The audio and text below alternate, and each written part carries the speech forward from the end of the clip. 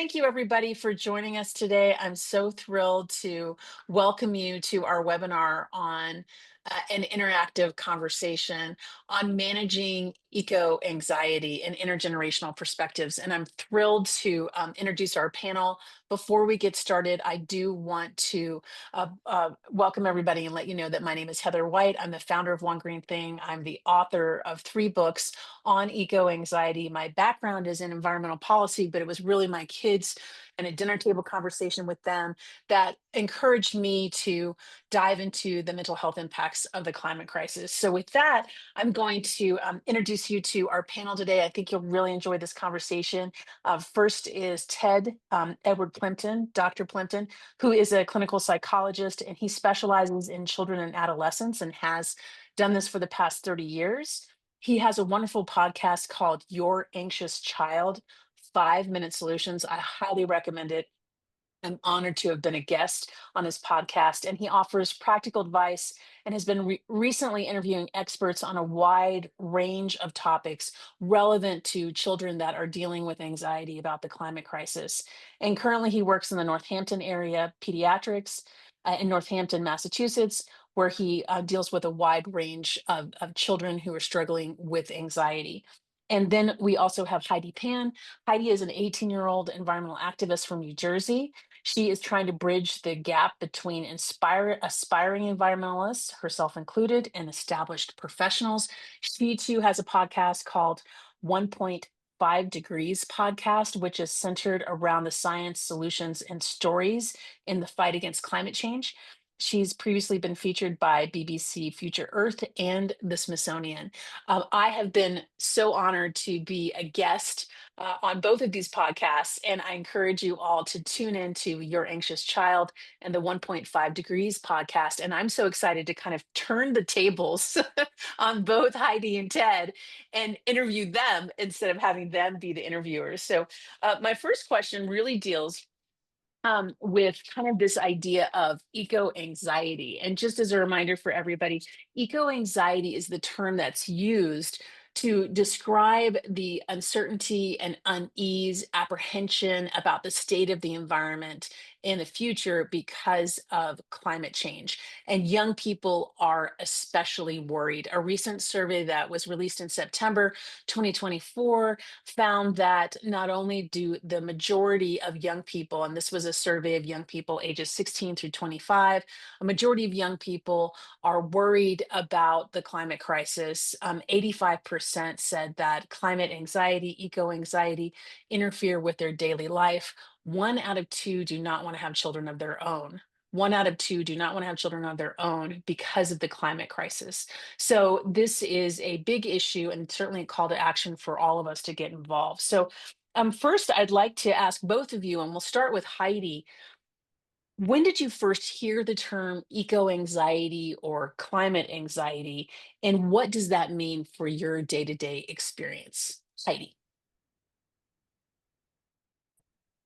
So I've been fortunate to be a part of the Climate Mental Health Network. I think that that's really when I've been aware of it as an official term.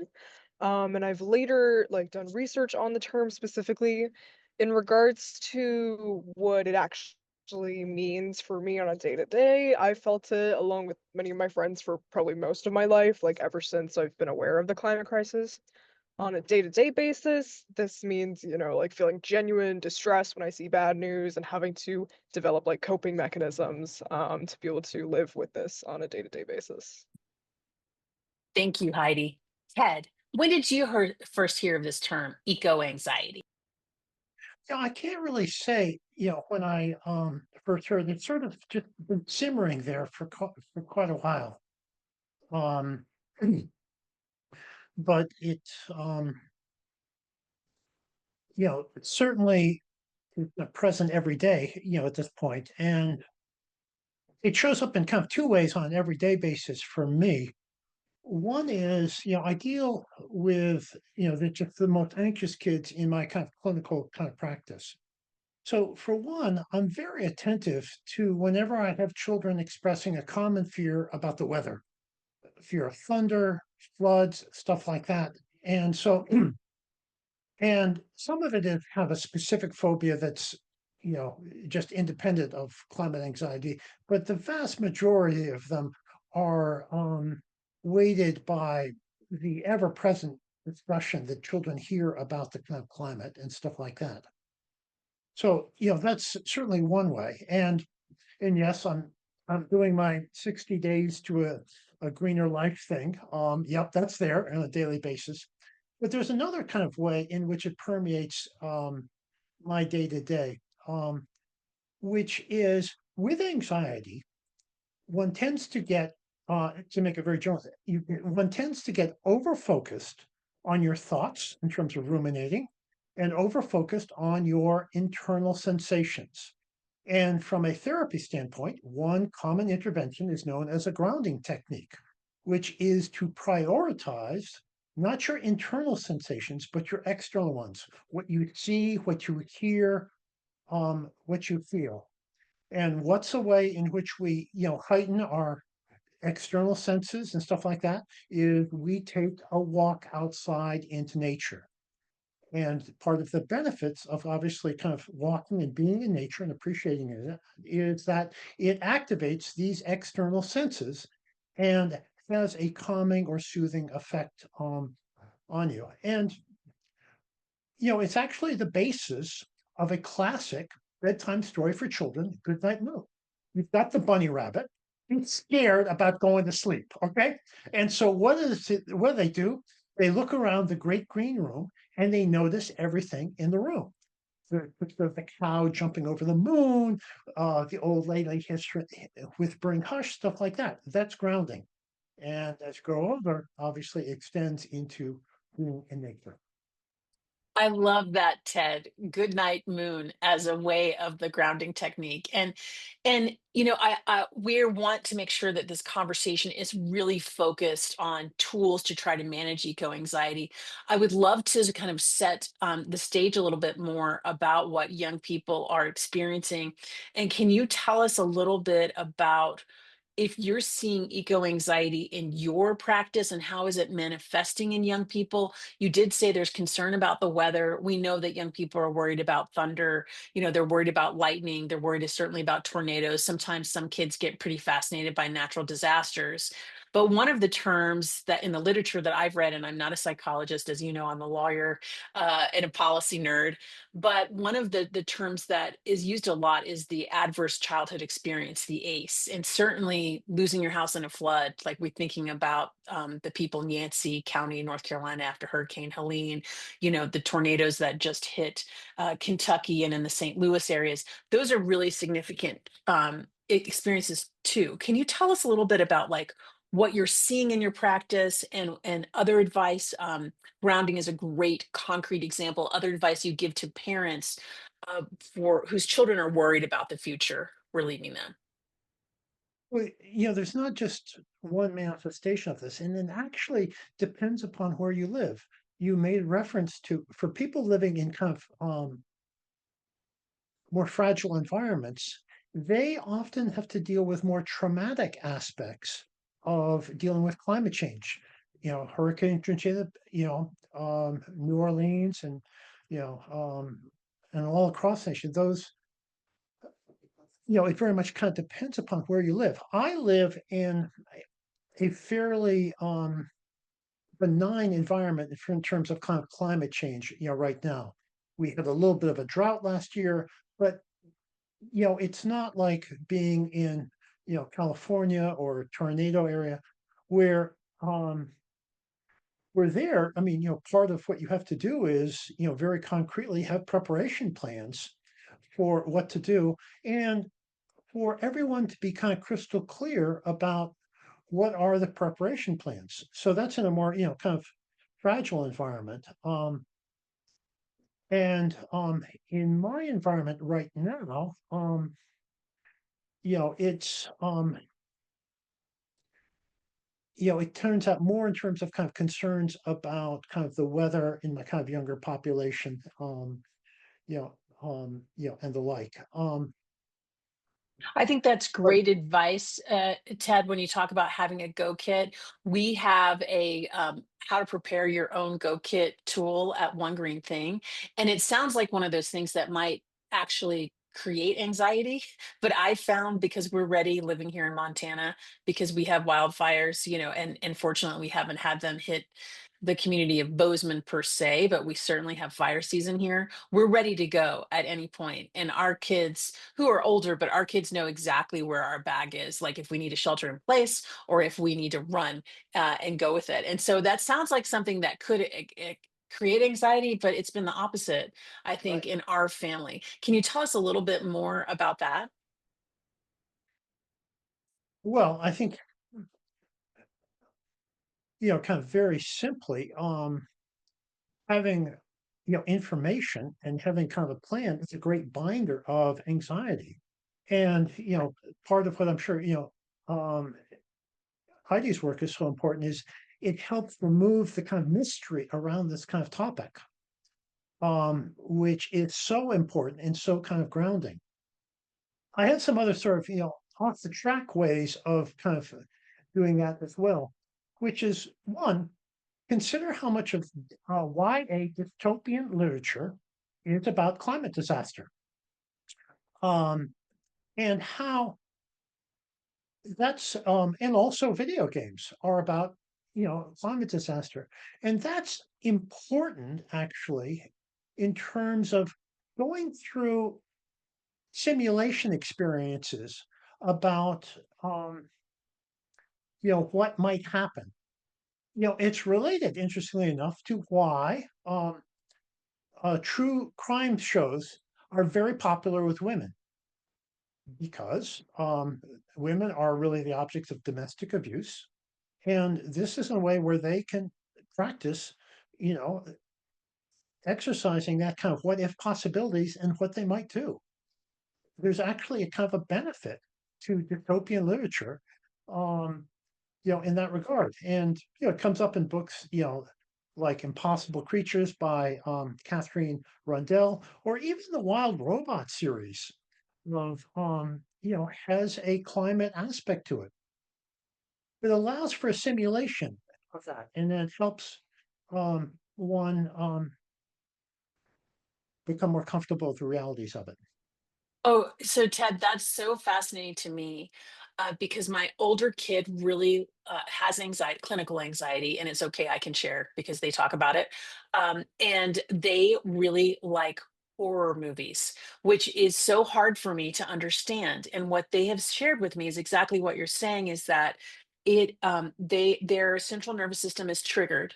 They can establish a plan, but they also know why they are experiencing the feelings of anxiety watching. So it actually gives them a strange sense of agency watching these types of films. And so I think what you're saying is that that simulation through video, also the roles in fiction, are in a way helpful in how you can kind of own the anxiety and start to plan for different scenarios. That is fascinating.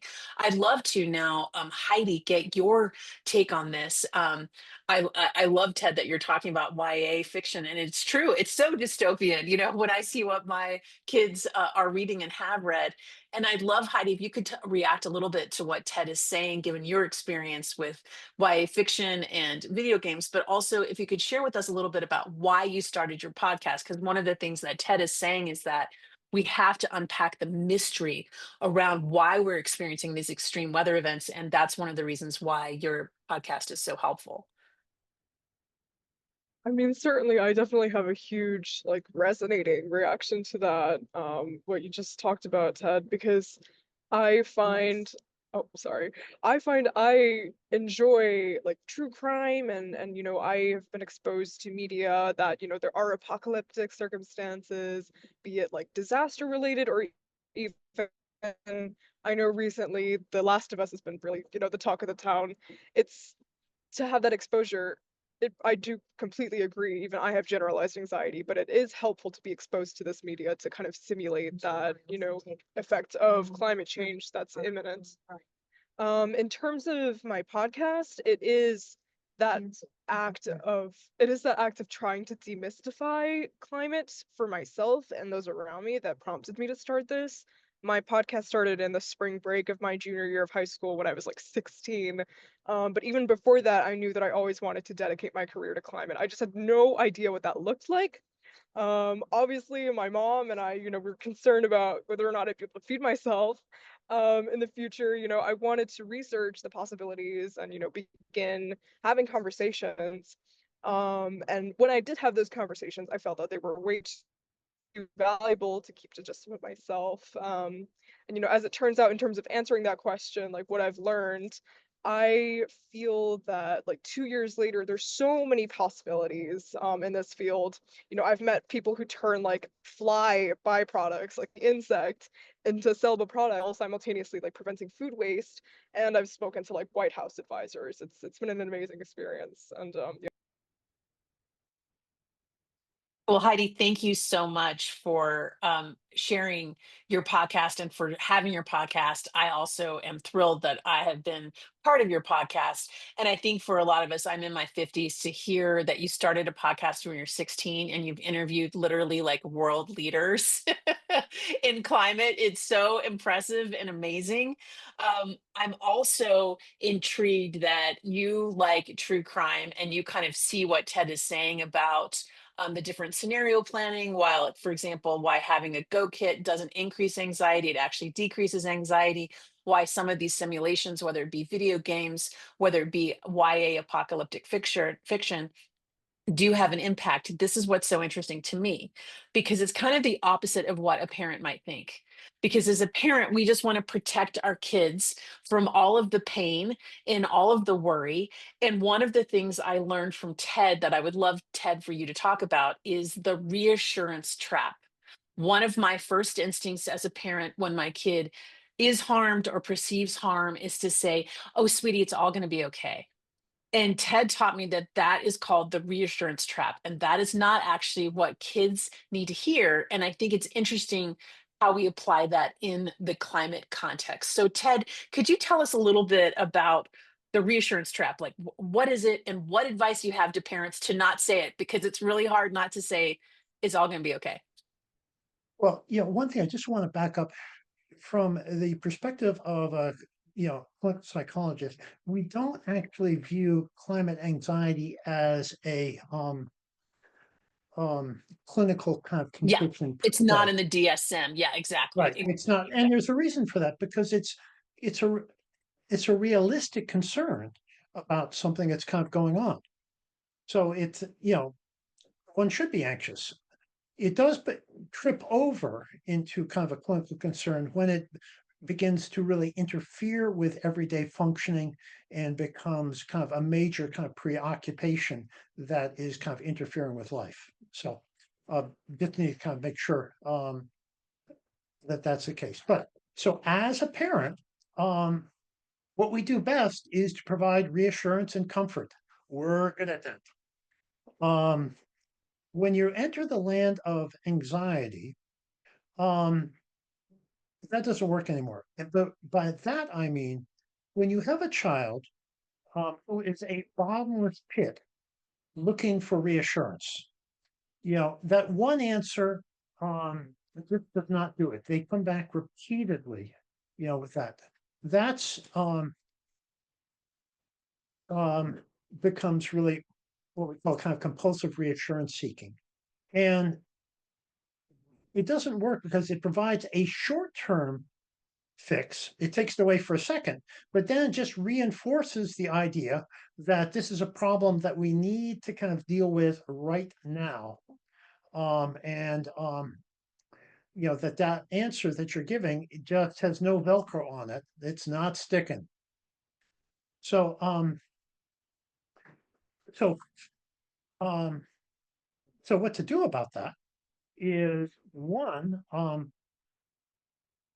you need to kind of validate the child's feelings with something as simple as, well, that's a scary thought. Um, um, and who wouldn't be scared if, with having kind of thought that we're all going to be turning into a crispy critter 10 years? Yeah. Um, if you feel your concerns are being kind of dismissed or minimized, then you're not going to listen to anything else anybody has to say. So kind of validating that is important. And then we have a number of of options in terms of how to proceed. One is let's do a fact check, or let's learn more about it. We know that um, anxiety is one allergic to humor. It wants things to be taken very seriously. And some of the kind of funny memes that we can see around the whole topic of um, climate change are really helpful. Um, we're really taking a lesson from kind of Harry Potter in the Defense Against the Dark Arts and The Prisoner of Azkaban, where those boggarts, those shape changers that come out of the closet, they take on the form of your worst fear. And what you do with a force of mind, as Hermione Granger pointed out, is to turn it into something kind of silly. Um, that's really helpful to do. Those are Yeah. great. Those are great strategies. Oh, please continue. Please continue. Um, so the and the other thing is, to do in those kind of moments is um to get curious and and potentially refocus onto something that's kind of productive. So the book Thunder Cake, in which a girl is afraid of thunder, and she and her grandma make a special cake that they always make when thunder is approaching, is a kind of a version of that. Um, so those are some kind of quick things to kind of do. So That that's so helpful, Ted, because what I want to do is just say, it's okay, don't worry about it, honey, and move on to the next thing. That's just my instinct as a parent. And I see now, it took me some time, that that is dismissive of the feelings. So validating the feelings, getting curious, maybe doing some fact checking and learning about what is happening and using humor when you can, and then even turning the anxiety on its head. And so that's one of the things we try to do at One Green Thing, as you know, is to like move into action, like channeling the anxiety into action. But what I hear you saying is that it takes a beat. Like the it's all going to be okay. Let's call our member of Congress doesn't work. You right. have to be able to process, the feelings have to be validated, but then you can work through them to get to the action. And that's so, so helpful. So helpful. But I Did you do, want to add something? Yeah. yeah, okay. So um when you validate the feelings, what you're doing is you're telling people that their feelings matter. And when you communicate to people that their feelings matter, then they have a sense of kind of safety, that they feel that they matter to you, um, and it creates essentially a sense of safety that in turn sets the door for problem solving to emerge. You can see that with preschool kids who are naturally kind of curious and inquisitive. And it's quite interesting with preschool children. If you set the conditions right in terms of, playing with them, paying attention to them, it's absolutely amazing how many kind of problems preschool children can figure out on their own through play if you set the kind of conditions right for them to kind of play, being attentive to them, giving them a certain amount of play material and the like. In There's a whole field now of called the psychology of mattering, which is basically about a primary kind of need to know that you matter to other people and that you have something value to offer other people. And with climate change, actually, one of the concerning things is that when they do surveys about mattering, about 40% of kind of adolescents and young adults actually don't feel that they matter to their community. And that's obviously kind of a intense concern for our topic at hand. Absolutely. This concept of mattering And so that there's a psychology around it is so fascinating. Heidi, I'd like to turn to you because, as you know, kind of the subheading of this conversation, it's managing eco anxiety, but it's intergenerational perspectives. And I so much of what you're saying, Ted, really resonates because we want young people to know that they matter. And it is easy, I would think, as a young person to feel that you don't matter when you see the decisions that we're making when it comes to our energy choices, when it comes to design, when it comes to the future, that we are not putting the next generation first in a lot of these decisions politically and in the policy world. So, Heidi, I would love to turn to you now about that. Tell me what do you want older generations to understand about how younger people feel about the climate crisis, and tell us a little bit about your thoughts on what Ted was just saying about the psychology of matter. Yeah, so I mean, I really want to go back to that reassurance trap because you're right. It only helps in the short term. Frankly, when I hear stuff like that, it kind of sparks some annoyance because I already see the reality. Because firstly, like young people already know and already view the climate crisis because we're all like living it regardless of our age. And we're not as fragile, naive, or as disconnected as we're said to be because we're the ones to have to, live the consequences brought on by the actions of older generations. So, firstly, I would say just like don't shy away from conversations with us out of fear of scaring us because that just isolates us. Like we're already quite scared, not because of environmental education, as this administration would have you believe, we're scared and anxious as we should be because of the reality we're all living in together. Thank you. And I think that's so important that it's not the education. It's not understanding what's happening because your lived experience underscores what you're being taught in an AP environmental science class or what you may learn in a book about climate. It is actually, making sure that you're heard and there's spaces where you're heard.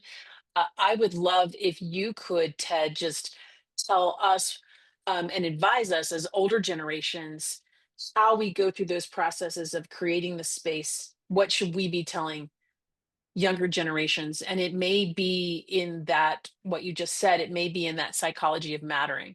How do we help young people know that they matter, Ted? Well, I think, first of all, we don't tell them nothing. We shut up and we begin to kind of listen in terms of trying to really hear what their experience is. And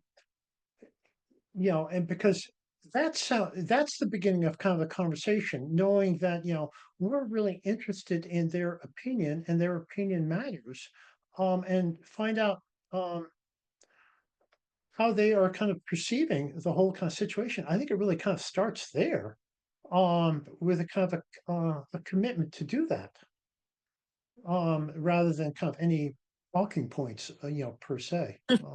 I love that. I love that because I just want everyone who's tuning in as a reminder is that Ted professionally is a listener. Okay, as a psychologist, you're a listener, and Heidi, as a podcaster, you're a listener as well. So I love that you all are underscoring the power of listening and creating space to the people you care and that care about, and how that is center to their feeling of validation, of safety, and of mattering too. I think that's something that we can really carry forward and do a better job of in the environmental community and the climate action community as well. And Ted, did you want to add something? Well, the listening in terms of, not embracing the fact that, as an adult, we may not know, how the younger person is kind of, feeling and then kind of embracing that uncertainty. And it's powerful because when you give people that space, often what emerges is kind of the story of the loss that they experience. And with that, and we're all experiencing kind of a loss. Um, with that, then becomes the energy to do something and to engage in productive action. So, I think that's really important is when you listen, you can hear, and we may hear about the loss, and then once we process that and process those emotions, we can move toward action. So let's talk a little bit about the losses we're experiencing right now.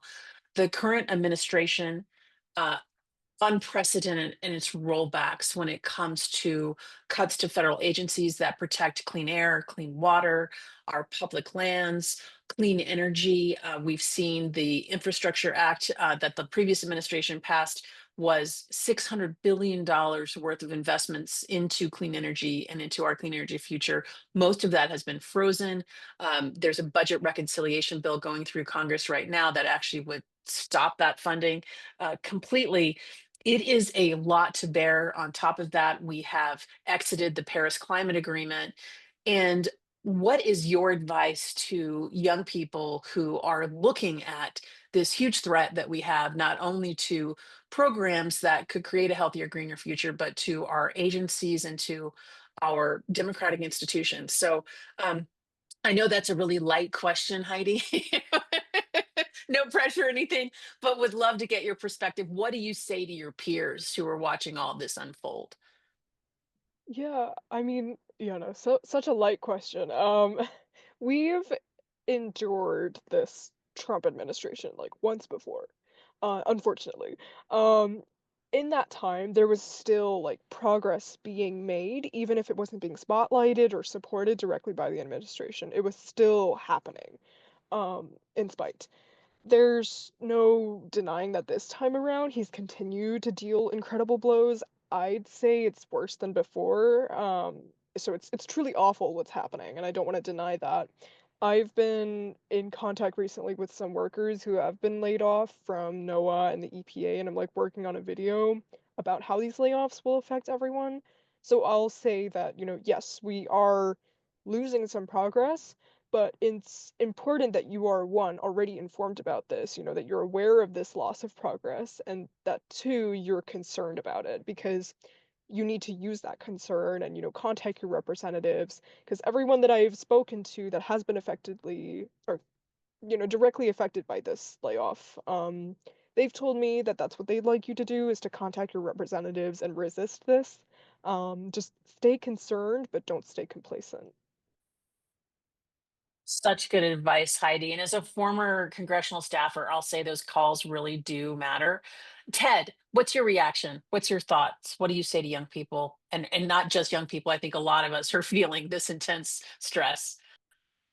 Well, one, I think we need to kind of keep in mind that Trump's popularity is quite durable, and no one's coming to their senses. And as a result, we need to really overwhelm the country with our presence and with our demonstrations and our voice. And not to do that is to give permission for this stuff to kind of continue. And the challenge is finding kind of ways to do that. I think it varies across the kind of country in terms of kind of where people the opportunities that people have for that. But that's kind of a general idea. The more we can somehow um, make our presence known is so important. And I'm actually a little kind of concerned about that. A college student came into me the last week, and there was a protest in the center of our town on the theme of "Keep your hands off our students." And he and his friend were the only students there. The rest of them were, middle-aged, middle-aged folks, and he was concerned about that. And um, so the more we can, just encourage people and stuff like that, it's I think there's no way. that's, yeah, go ahead. Go ahead, Ted. Go ahead. No, there's just I think we're all struggling with what are the concrete things we can do. Well, that's going to be my next question. But before I dive into that, I want to react to the story you just shared about, whether or not the students are saying, let's protect the students that are here. I'm assuming that was about international students whose visas have Yeah. been revoked. Um, I think there's a question of mattering here. I think this connects to the mattering. Do the protests matter? Do the calls matter? I think there's a sense, Heidi mentioned complacency. I think people are saying, seriously, like, how many protests do I need to do? How many calls do I need to make? Where is the tipping point? And I think the answer is, to your point, Ted, about the durable popularity of the current president. We don't know what the tipping point is, but these are the tools that we have. The tools that we have are demonstrations, are calls, are requests for meetings for our representatives, are having conversations in our circles of friends and community and talking to people who may disagree with us that we're related to about how we feel and the real impacts that it's making. I think that's really important, but I think that there does need to be an underscore because I think older generations, I think we believe in the institutions because we've seen the huge changes that have happened. But I think that the younger generation doesn't necessarily believe that the center will hold and that the rule of law will prevail. And I think that unfortunately, they have a point because it doesn't seem it right now, but we have to keep working and using those tools that we have. So with that, I would love to ask you a little bit, both of you, as podcasters, both of your podcasts are based on practical advice. As much as you want to talk about these big issues and the big concerns, whether it's anxiety or climate, you always ground it in a kind of good night moon sense, but you ground it in the actions that you can take. Heidi, talk to us about some of the actions and the tools that you take to manage your eco anxiety, because the more you learn about everything from biodiversity to water scarcity to energy to our political situation, the anxiety can increase. So tell us about some of your favorite tools to manage eco anxiety. Right. Yeah. See, some people in the space, and not to like diss on them or anything, but they'll say that, action is an antidote to your anxiety.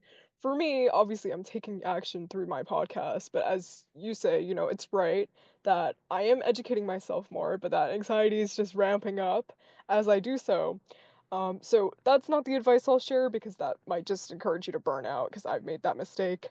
What I will say is for me, I just go outside occasionally. I hike a lot with my family and I take social media breaks.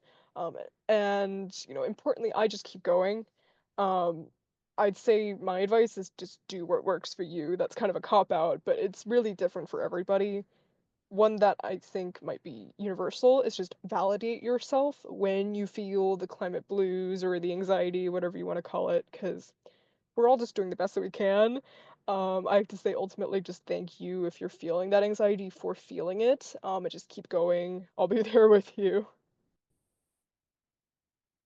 I love that, Heidi. I'll be there with you. I think that we have to hold on to each other. I think that's one of our our strategies is communities like this, connecting, getting to know each other, knowing that we're not alone, and that's so powerful. Ted, tell us about some of the tools. You had mentioned going outside. You had mentioned grounding.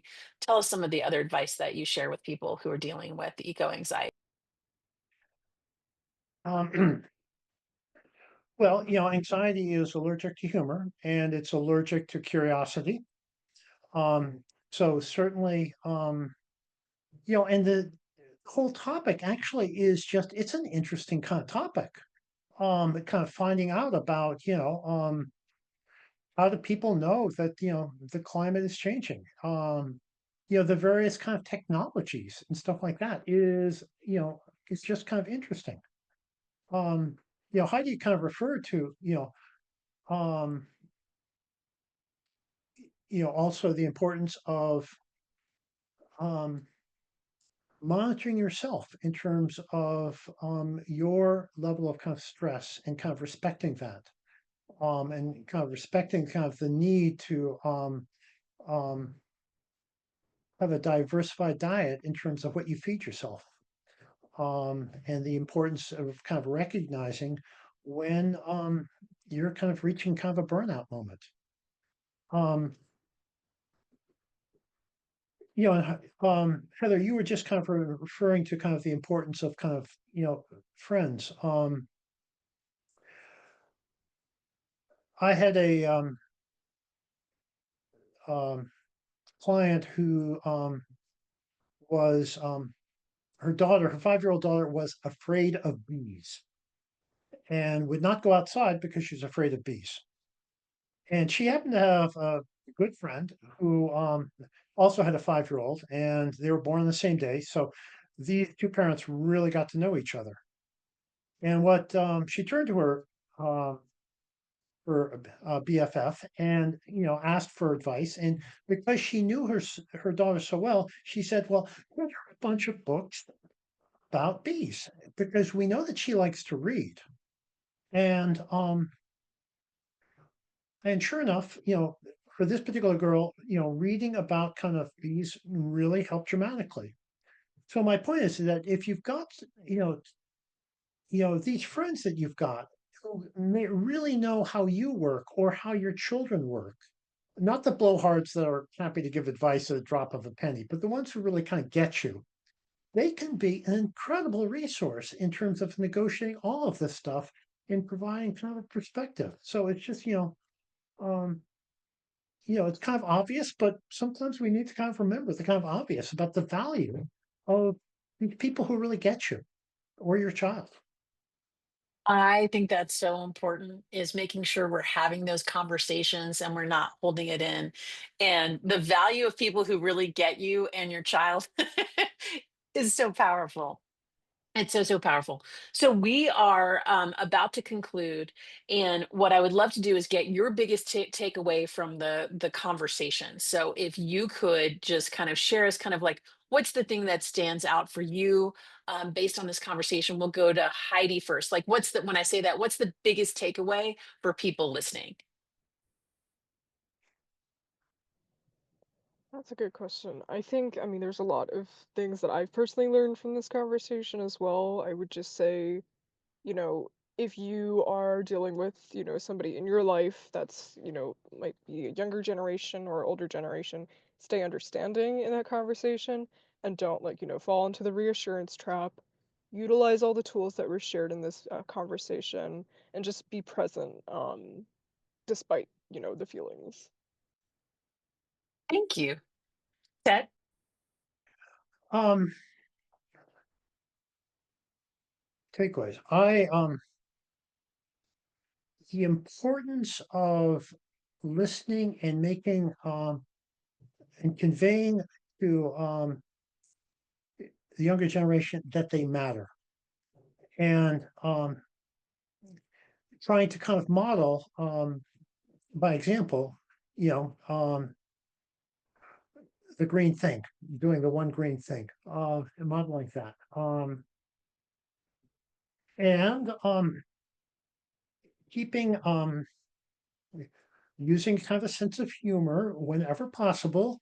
Anybody who's watched Monty Python and the Search for Holy Grail, try to be like the Frenchman talking sometimes about anxiety. I fart in your general direction, and have that sort of silly attitude, towards that, and curiosity. Um, and for anxiety it doesn't like those things. They want things to be taken very seriously, and they want to get you caught up in kind of what if thinking and just thinking about how we're just all going to be crispy critters in 10 years. Thank you. Thank you so much, Ted and Heidi. My big takeaway too is to create spaces for community where people feel like they matter, especially young people. I love this idea of the psychology of mattering. I think Heidi, your work in exploring all the different climate solutions, and of course, you do talk about the problems we face, but you're highlighting, lifting up stories of people every day who are working in this field to try to create solutions. I think that's a great analogy to the bees. Like reading stories about the bees can help you deal with the fear of bees. So knowledge is power, community is power, and we're all in this together. Thank you all so much for